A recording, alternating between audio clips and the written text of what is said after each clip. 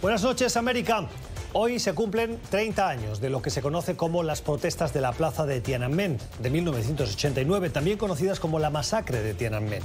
Manifestaciones lideradas por estudiantes y trabajadores chinos que salieron a protestar contra el gobierno del Partido Comunista, al que acusaban de represor y corrupto. La respuesta del gobierno entonces fue enviar tanques y la infantería del ejército para disolver la protesta, provocando centenares de muertos.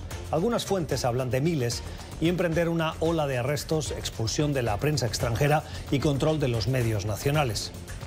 Tras 3 décadas, la economía china se ha disparado y el mundo hace negocios con el gigante asiático, olvidando no solo a Tiananmen, sino el actual recrudecimiento de la represión política, que es más dura que nunca. Cientos de miles de musulmanes están hoy detenidos en campamentos de reeducación, o así los llaman.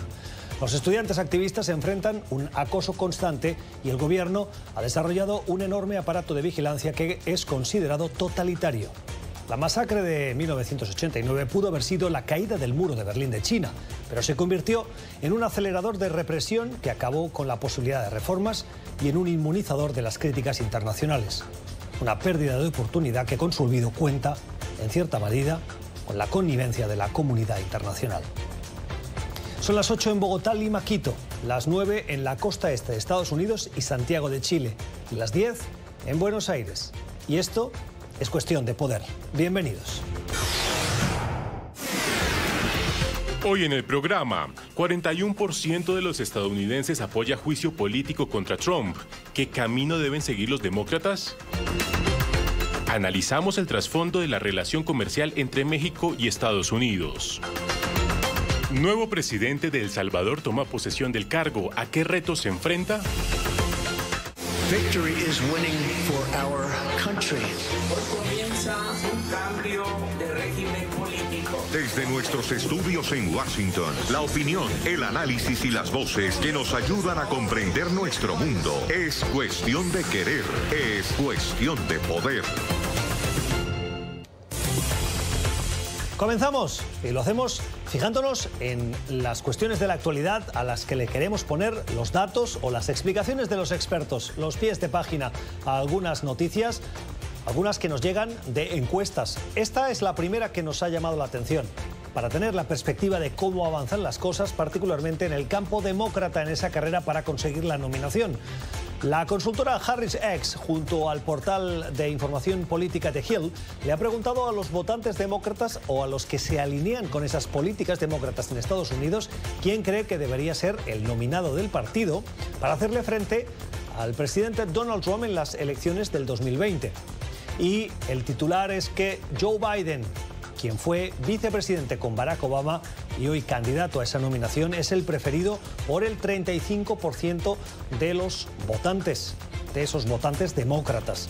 Ahora bien, la distancia es de casi 20 puntos respecto de el que va segundo, que es Bernie Sanders.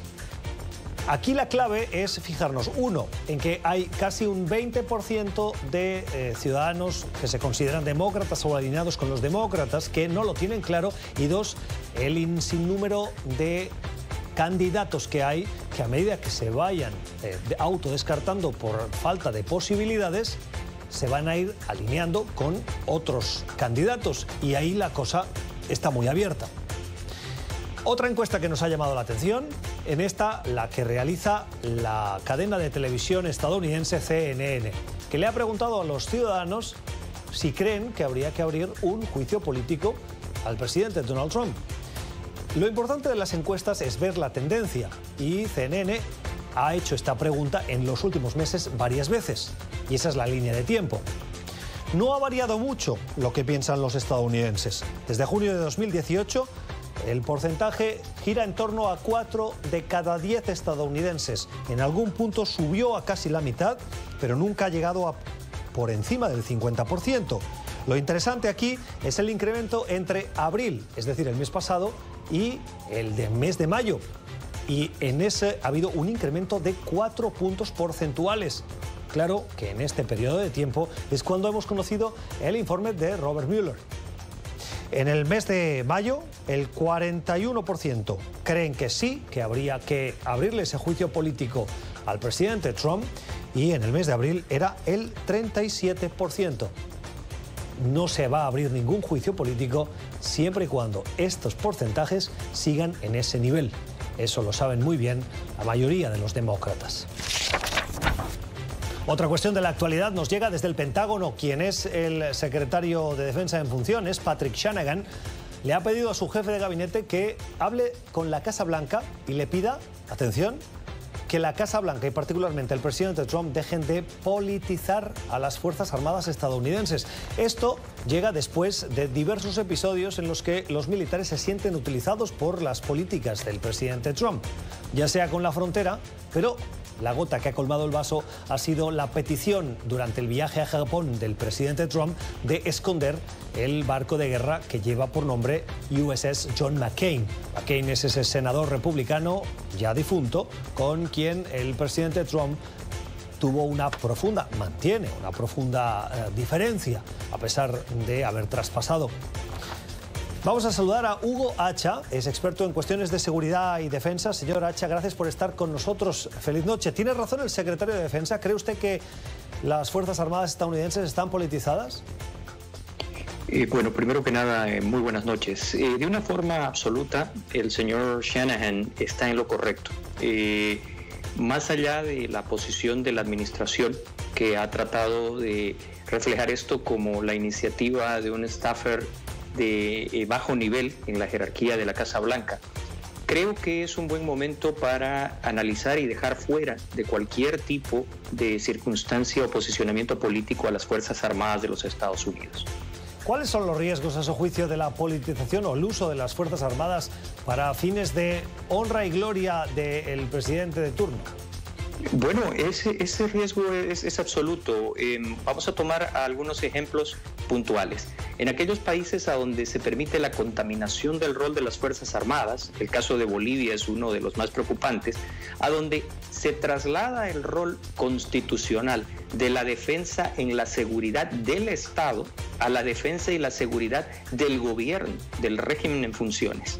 En ese sentido, hay ejemplos sanos, la República Federativa del Brasil siendo uno de ellos, a donde no se permite que exista un empleo de las Fuerzas Armadas como un vector de capital o de apoyo político. Desgraciadamente, en este contraste, en Centroamérica, en el Caribe, en mucho de la historia en la América del Sur, la posición que usted apunta ha sido desgraciadamente la prevalente, utilizando a las Fuerzas Armadas como capital político de apoyo o masa de maniobra, lo que es aún más grave, para realizar labores de represión, realizar labores que no están de acuerdo ni con el rol constitucional ni con el rol democrático de unas Fuerzas Armadas.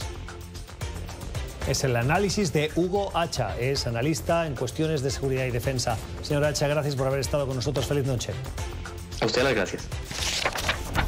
Otras cuestiones de la actualidad en Centroamérica, particularmente en El Salvador. Nuevo presidente, tomó posesión Nayib Bukele, de 37 años, empresario, y lo hizo rompiendo 3 décadas de gobiernos de izquierda y de derecha. Se presenta como un presidente que pretende transformar el país, pero lo recibe con una economía muy debilitada, dolarizada y con una violencia que obliga a muchos de sus ciudadanos a salir del país, a emigrar, y la emigración hacia el norte es algo que preocupa a Estados Unidos. Los retos de Nayib Bukele, vamos a explorarlos o intentar entenderlos un poquito más hablando con Alberto Arene, que es economista, es analista salvadoreño y columnista de diversos medios de comunicación, entre ellos la prensa gráfica, además de director de Focus TV. Señor Arene, gracias por estar con nosotros, bienvenido. ¿Cuáles son los retos más grandes que enfrenta en esta presidencia Nayib Bukele? Muchas gracias, es un gusto estar con ustedes esta noche. Bueno, un país que ha liderado las tasas de homicidio a nivel latinoamericano, un país con un crecimiento económico y creación de empleos muy bajo, del orden entre 2 y 2.5% de crecimiento del PIB, un país con una deuda pública muy grande que ya superó el 72% del Producto Interno Bruto, es decir, un país que tiene problemas de exclusión social, y estas son las condiciones que explicarían por qué ha habido una migración tan grande en el último cuarto de siglo, que ha sido la válvula de escape histórico que ha tenido el país. Por lo tanto, el gran desafío es cómo logramos hacer que haya mucho más inversión privada y pública, mayor creación de empleo y oportunidades, mayor crecimiento,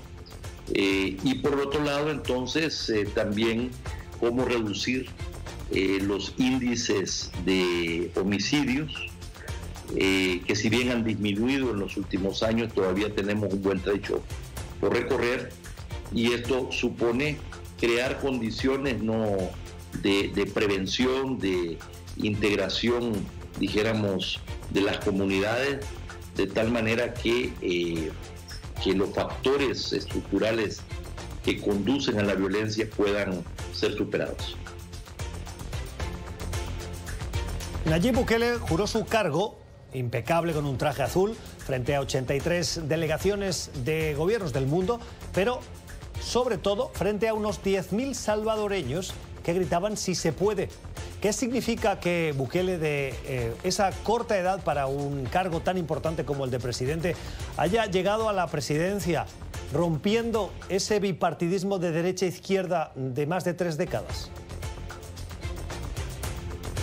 Bueno, él ha roto las estructuras en muchos sentidos, o más que las estructuras, ha roto pues lo que eran las condiciones que han existido. En primer lugar, derrotó al bipartidismo sin un partido sólido que lo apoyara. Tiene que ver con una figura, con el liderazgo de él y su popularidad. Eso no había sucedido en los últimos 30 años. En segundo lugar, se trata del recambio generacional. Es un joven de 37 años, ¿verdad?, que de alguna manera marca no solamente el recambio en la política, pero en la sociedad, creando muchas esperanzas de que el cambio puede ser posible. Y en ese sentido es un parteaguas histórico. La posguerra, por decirlo así, finalmente quedó atrás porque los dos partidos de la guerra sufrieron una derrota muy grande y pudieran sufrir derrotas aún más grandes en las próximas elecciones legislativas y municipales. Así que se trata de un parteaguas histórico muy importante en la historia de El Salvador. Es el análisis de Alberto Arene, es economista y analista político salvadoreño. Señor Arene, gracias por haber estado con nosotros. Feliz noche. Gracias a ustedes. Buenas noches. Terminamos con la noticia positiva, una noticia que nos lleva a Argentina. Dicen que el perro es el mejor amigo del hombre. No sé si eso es así tan cierto o no, pero seguro que en el caso de este hombre, él considera a estos dos boxers, sus dos perros, sus dos mejores amigos. Lo salvaron de un intento de robo. Cuando los maleantes intentaron asaltarle, los perros acudieron en su defensa y ahuyentaron a los ladrones, a los cacos, y todo quedó registrado en ese vídeo. En este caso se cumple. Los perros, los mejores amigos del hombre. Seguimos en Cuestión de Poder para analizar la situación de la relación diplomática entre Estados Unidos y México, México y Estados Unidos. Hoy se ha producido la primera jornada de trabajo de una importante delegación del gobierno de Andrés Manuel López Obrador en la capital estadounidense, encabezada por Marcelo Ebrard, el canciller. Estaba acompañado de la secretaria de Economía, del secretario de Agricultura, del responsable de la relación para América del Norte de México con Estados Unidos y Canadá. El primer nivel de esa delegación, que tiene que buscar soluciones a la amenaza del presidente Trump de imponer aranceles a partir del día 10 de este mes de junio. Estamos en cuenta regresiva. Trump le pide a México que haga algo para detener la migración irregular que viene fundamentalmente de Guatemala, Honduras y El Salvador, los países del Triángulo Norte que atraviesan México, esos migrantes, para llegar a la Unión Americana. Trump no quiere esos migrantes y lo que hace es amenazar a México con esos aranceles si no hace nada.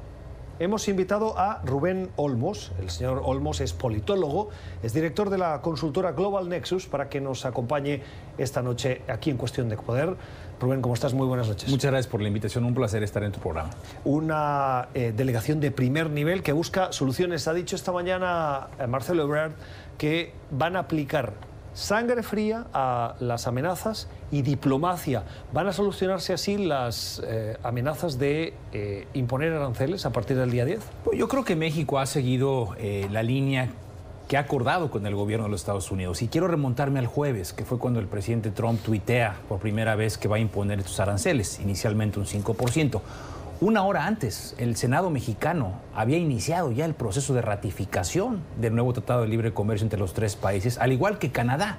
Es decir, lo que el gobierno de López Obrador ha acordado con el gobierno de Estados Unidos lo ha cumplido. Horas después viene este tuit y bueno, se genera esta crisis que actualmente tenemos. El presidente López Obrador envió una carta el mismo jueves por la noche, una carta muy a su estilo, una carta en donde hace alusión a la historia de ambos países, de la buena relación entre jefes de Estado, entre los pueblos, y ya es la primera vez que López Obrador suena un poco más fuerte, más contundente. No me voy a dejar, tengo que defender los intereses de mi país, vamos a trabajar juntos, pero ya es la primera vez que manda una carta así de fuerte a su homólogo de Estados Unidos. Y ahí mismo instruyó al canciller de México trasladarse de inmediato aquí a Washington. Él está aquí desde el viernes por la noche y desde el sábado en la mañana ha tenido reuniones todo el fin de semana, no solamente con contrapartes estadounidenses, en reuniones que se consideran off the record, pero también se está reuniendo con otros académicos, mexicanólogos, gente experta en la relación bilateral, y así lo hará de aquí al miércoles, que es cuando se reúne con el secretario Pompeo. ¿Cree que está dando un buen resultado la estrategia de México de responder al presidente Trump? Bueno, yo creo que aquí el gobierno de México busca poner sobre la mesa una idea muy clara. Es un ámbito de corresponsabilidad el flujo de los indocumentados que vienen de Centroamérica. Yo creo que México, mucha gente no sabe, pero México ha estado endureciendo sus políticas migratorias hacia Centroamérica, a pesar de que el discurso de López Obrador es diferente a lo que veníamos escuchando durante los últimos años. López Obrador privilegia obviamente la protección de los derechos humanos y él lo que está sugiriendo al gobierno de Estados Unidos y a otros también en Europa es: vamos a invertir en Centroamérica para evitar que la gente deje sus países de origen y vengan a Estados Unidos y vengan a México. Entonces lo que él está proponiendo, hace unos días estuvo aquí el canciller, es un nuevo programa para detonar inversión, para detonar nuevas oportunidades de trabajo en estas partes del mundo. Eso es por un lado. Y por otro lado, el no mezclar el tema de la migración ilegal con el tema del comercio. Ese es un tema que nos podemos meter a ver los números. México comercia, el 80% de sus exportaciones vienen a este país. Es decir, cada hora se comercia más de $1 millón, ¿no? Solamente el año pasado se comerciaron más de 340 billones de dólares. Ya hoy los números indican que México es el principal socio comercial de Estados Unidos, ya pasando a Canadá y a China. Es decir, este tema de los aranceles le afectaría a los mexicanos, pero también a los estadounidenses. Estaba buscando aquí los datos que apunté esta mañana en la rueda de prensa. Decía el secretario de Agricultura que si estos aranceles se llegan a aplicar, tendrían un impacto de 1.410 millones de dólares al año, aproximadamente 3,8 millones por día. ¿Quién va a pagar esto?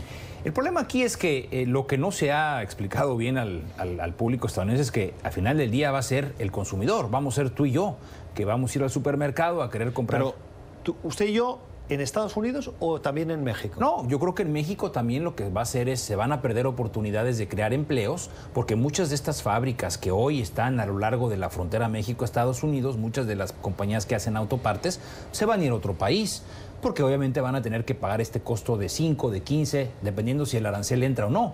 Pero obviamente esto es pérdida de empleos. La economía de Estados Unidos y la de México están entrelazadas. A la gente se le olvida. Hay productos, como por ejemplo los autos, que van y vienen entre la frontera 8 veces.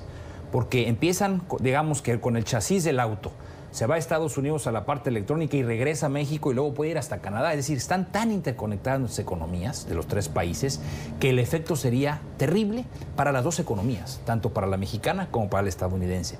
También es importante recordar que no nada más son productos, no nada más es fruta y verduras, productos agricultores, sino son muchos productos que México envía a Estados Unidos, que vende a Estados Unidos para que Estados Unidos termine también sus cadenas de valor. Es decir, es una interconexión yo diría histórica. ¿Quién pierde más si se aplican los aranceles, Estados Unidos o México? Yo creo que aquí la verdad es que en el caso de México, México sentiría los costos de esto de manera muy fuerte. Muy fuerte, y esto evidentemente pues abre otra ventana de debate, que es, bueno, entonces si a mí me vas a afectar a mi economía, entonces pues la migración no va a decrecer, al contrario, va a incrementarse, pues la gente va a perder su empleo y va a buscar otras oportunidades hacia Estados Unidos. Y también no hay que olvidar, el nuevo gobierno de López Obrador, que justamente en julio va a cumplir 6 meses, está detonando políticas públicas sumamente distintas. Es decir, está cambiando mucho el aspecto laboral, hay una reforma laboral que se está implementando nueva para darle voz a los sindicatos, se incrementó el salario mínimo a lo largo de la frontera. Es decir, el clima de negocio en este momento en México no es el óptimo. Y si a eso le agregas el arancel que piensan imponer, sería algo sumamente catastrófico. Usted trabaja asesorando a empresas en sus planes de negocio. Esta administración es una administración republicana que, visto desde fuera, uno podría decir, a lo mejor de manera reduccionista o sencilla, que es amiga de los empresarios. ¿Cuánta fuerza tienen los empresarios, el lobby de la Cámara de Comercio, para decirle al presidente, oiga, se está equivocando, esto nos perjudica? A ver, yo creo que México ha logrado hacer a lo largo de los últimos años grandes aliados y amigos, y entre ellos el sector empresarial. Está la Cámara de Comercio, que desde el mismo jueves está empezando a ver ideas de cómo puede en un momento dado influir en que la Casa Blanca cambie de decisión. Pero también están otras organizaciones, está el llamado Business Roundtable, en fin, hay una serie de cámaras, no nada más en Washington, sino a lo largo del país, que están ya obviamente ejerciendo presión. Yo no he leído en la prensa este fin de semana más que 1 o 2 senadores republicanos a favor de estas medidas. En general, tanto demócratas como republicanos han resaltado el peligro de imponer estos aranceles. Los estados fronterizos de Estados Unidos serían sumamente afectados por este arancel. Otra cifra importante, impactante, 25 estados de Estados Unidos tienen a México como su principal socio comercial. El resto de los estados de Estados Unidos tienen a México como el segundo o tercer socio comercial. Es decir, nuestras economías, insisto, están sumamente integradas. Y también está otro grupo de personas que también están empezando a hablar.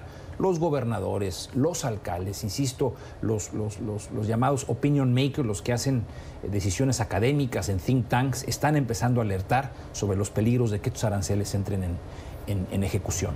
¿Qué impacto puede tener esto en las elecciones? Muy buena pregunta. Aquí yo, antes de analizar si tendría un impacto o no en las elecciones, hablaría sobre cómo va la negociación, la ratificación, diría yo, del nuevo acuerdo de libre comercio. No hay que olvidar que también en estos días, ya lo decía yo al principio de la entrevista, tanto México como Canadá iniciaron ya el proceso de ratificación en sus congresos, y Estados Unidos también está a punto de hacerlo. Ha habido diferendos entre Nancy Pelosi y el presidente Trump para ver cuándo va a iniciar formalmente la discusión.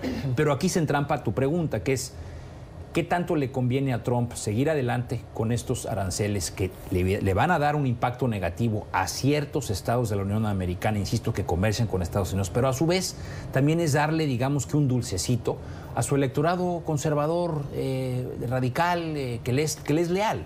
Él dijo desde un principio en campaña: yo voy a renegociar el Tratado de Libre Comercio con México y Canadá y voy a hacer que los países con los que comerciamos nos traten de manera igualitaria. Y por eso impuso los aranceles con China, por eso ha insistido en construir un muro entre México y Estados Unidos. Es decir, él no quita el dedo del renglón de los compromisos de campaña que adquirió hace un par de meses. Claro, pero esto es un compromiso de campaña.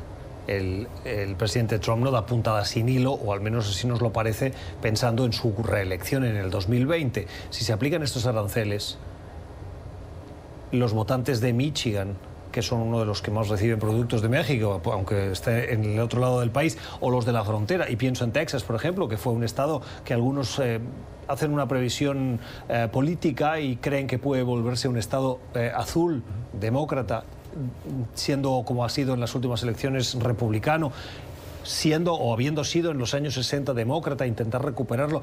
Son estados que van a verse profundamente afectados y que son fundamentales para la reelección del presidente Trump. Yo quiero ser, al final, el día optimista. Es lo que creo tenemos que ser los que nos dedicamos a esto, aunque es difícil, tú mejor que nadie lo sabe, en estos tiempos de Trump en Washington.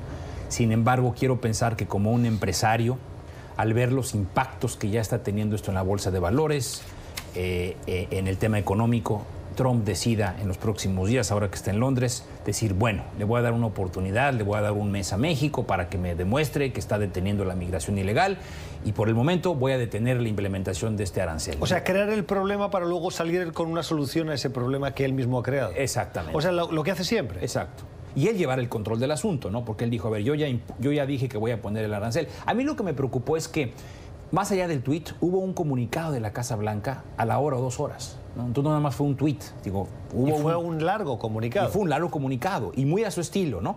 De 2 cuartillas, pero tirándole con esta narrativa negativa a México. Entonces eso fue lo que me preocupó. Ahora, no ha habido todavía ninguna notificación oficial a través de USTR, de la Oficina Comercial, del Departamento de Comercio. Es decir, yo creo que están en eso. Ahora bien, es importante que la reunión que se va a dar el miércoles, que lo están llamando una cumbre, ¿no? entre ambos gobiernos, pues se pongan las cosas sobre la mesa, ¿no?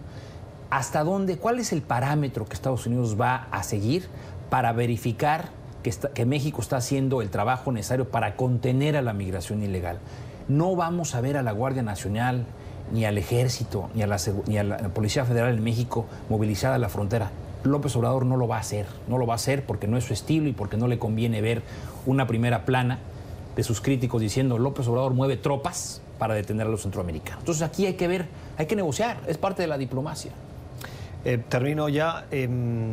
Está amenazado el Tratado de Libre Comercio que fue firmado por Justin Trudeau, por Andrés Manuel López Obrador y por Donald Trump y que tiene que ser ratificado por los parlamentos. Bueno, a ver, el proceso ya inició de ratificación en Canadá y en México. En México se va a aprobar en aproximadamente 2 semanas.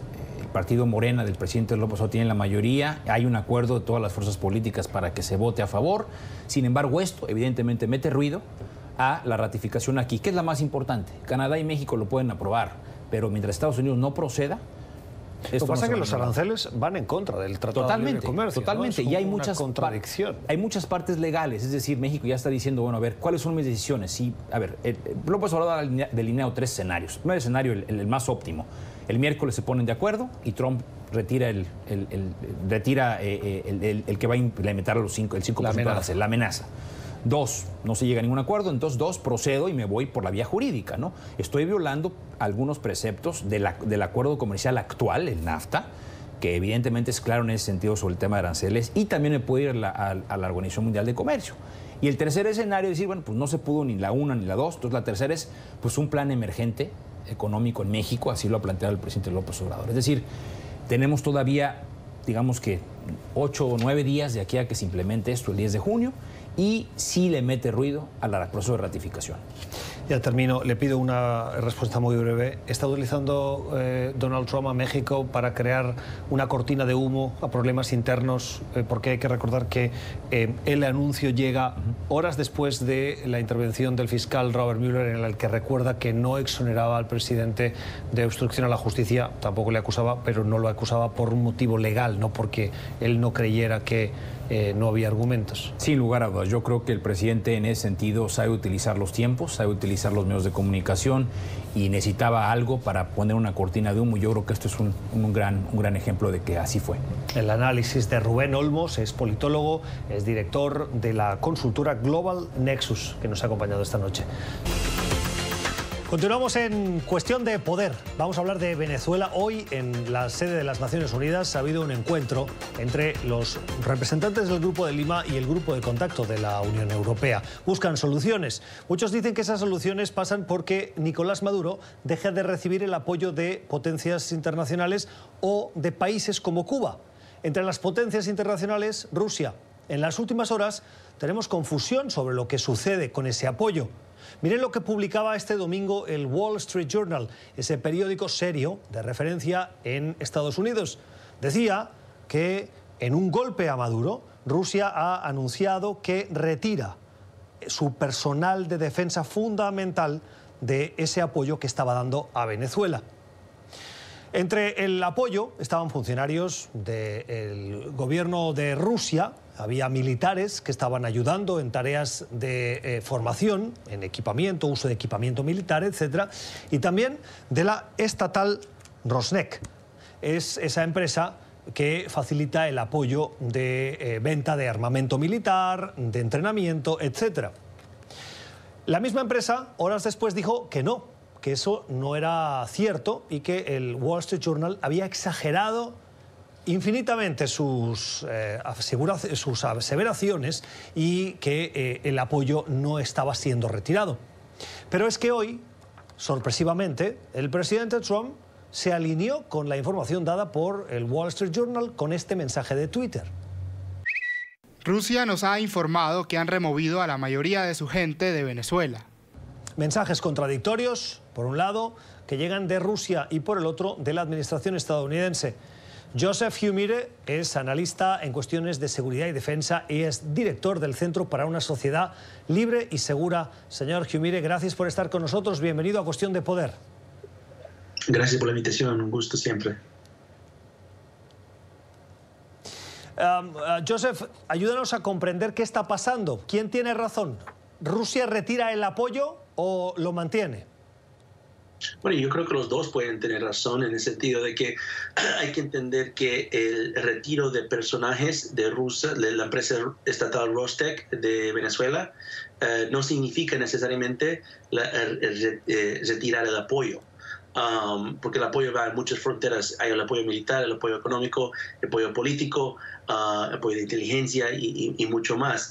Entonces es posible que varios personajes de la empresa estatal Rostec se han ido de Venezuela. Yo he escuchado rumores de que muchos rusos estaban yéndose de Venezuela en las últimas semanas. Entonces eso puede ser cierto, pero también puede ser cierto que eso no significa un cambio de la postura Rusia con Venezuela. Sin embargo, yo creo que lo que más me llamó la atención es el tuit del presidente Trump, porque seguramente eso tiene algo que ver con la negociación que se está llevando a cabo entre Estados Unidos y Rusia.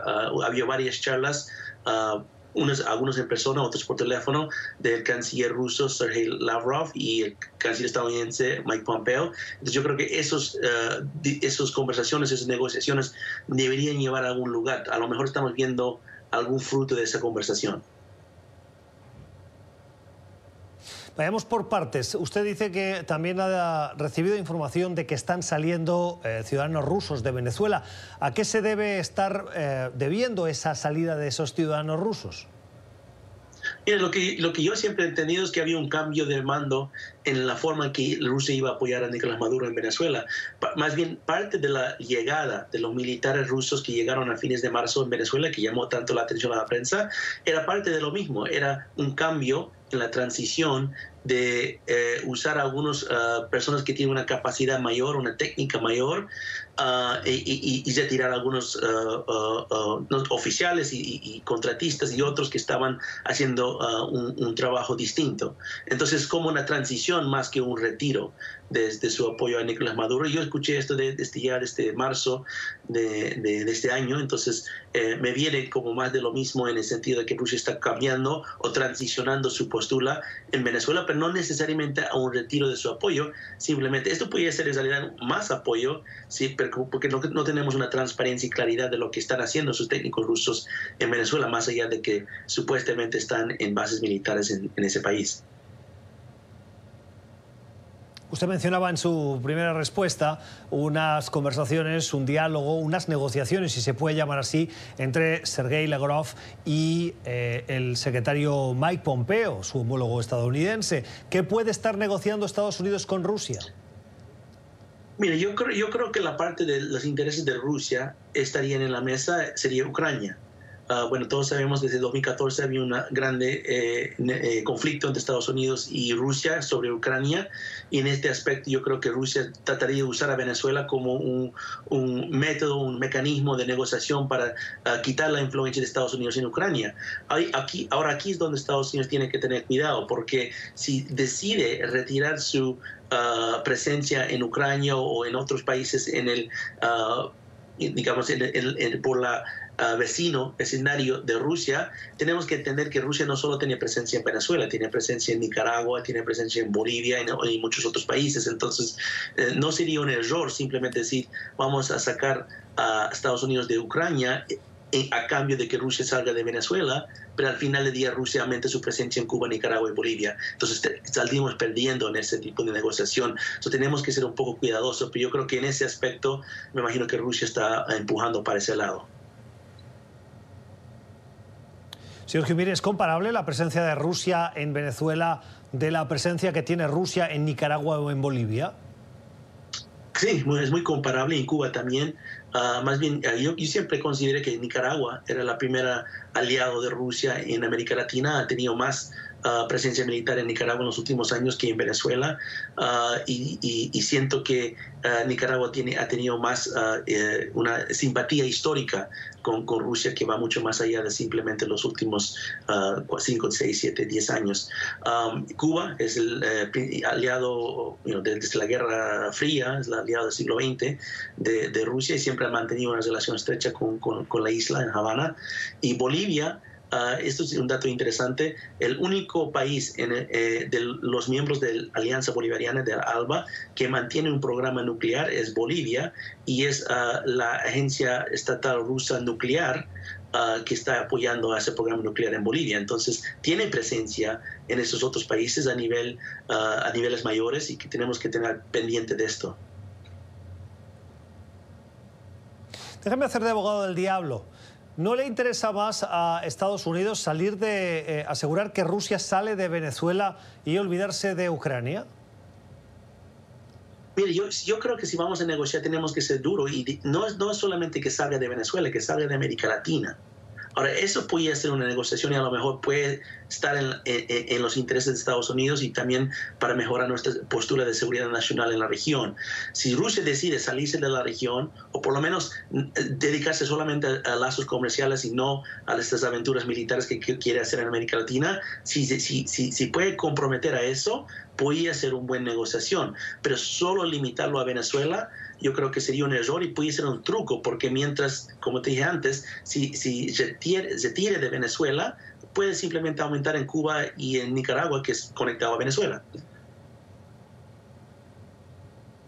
¿Es fiable Rusia cuando estamos en este tipo de negociaciones tan geopolíticas, tan complicadas?